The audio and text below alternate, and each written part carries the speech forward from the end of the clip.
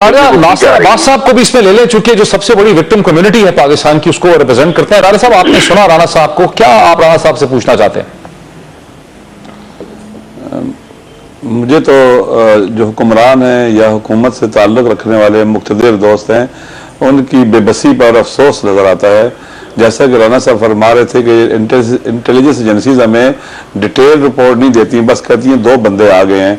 तो intelligence agencies किसके ताबे हैं? हुकूमत के ताबे हैं ना। ISI भी तकरीबन हुकूमत के ताबे होती है और MI फौज के ताबे है। बाकी सारी एजेंसीज तो हुकूमत की है ना, इन्हीं की जिम्मेदारी है ना, हुक्मरानों की जिम्मेदारी है ना। इंटेलिजेंस नेटवर्क ऐसा बनाए, ये कसूरवार है ना। अगर एजेंसीज का फेलियर है तो हुकूमत का फेलियर है, ये नाकाम है। पहली बात ये है।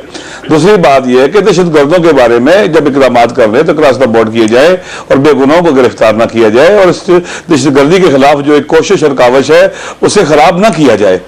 सही तरह से दुरुस्त लोग जो वाकई दहशतगर्द हैं, और दहशतगर्दों के बारे में मेरे ख्याल में कोई बात ढकी छुपी नहीं है। ये तकफीरी टोला है जो दूसरों को काफिर कहता है, जो वो शियों को भी मारता है, वो ब्रेक ले लें। बुनियादी सवाल जहां पे हम